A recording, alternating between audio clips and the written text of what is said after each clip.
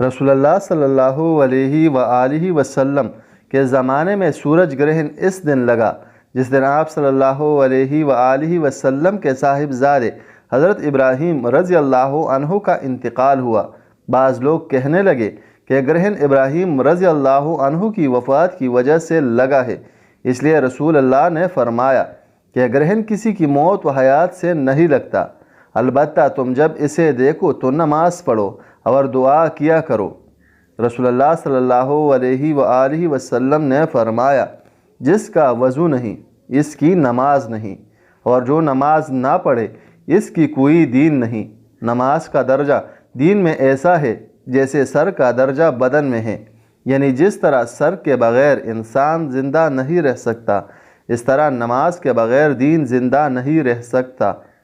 عبداللہ بن مسعود رضی اللہ عنہ نے کہا، میں رسول اللہ صلی اللہ علیہ وآلہ وسلم کی خدمت میں حاضر ہوا تو آپ کو بخار آیا ہوا تھا۔ میں نے اپنے ہاتھ سے رسول اللہ صلی اللہ علیہ وآلہ وسلم کا جسم چھوا اور عرض کیا، یا رسول اللہ، آپ کو تو بڑا تیز بخار ہے۔ نبی کریم صلی اللہ علیہ وآلہ وسلم نے فرمایا کہ ہاں، مجھے تم میں 2 آدمیوں کے برابر بخار چلتا ہے۔ میں نے عرض کیا، یہ اس لیے ہوگا آپ کو دگنا اجر ملتا ہے۔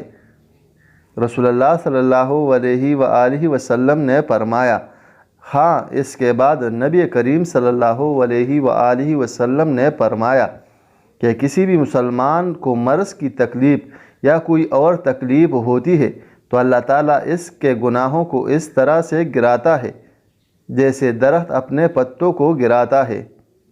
عبداللہ بن عمر رضی اللہ عنہ کہتے ہیں کہ رسول اللہ صلی اللہ علیہ وآلہ وسلم نے فرمایا، اسلام کی بنیاد 5 چیزوں پر رکھی گئی ہے۔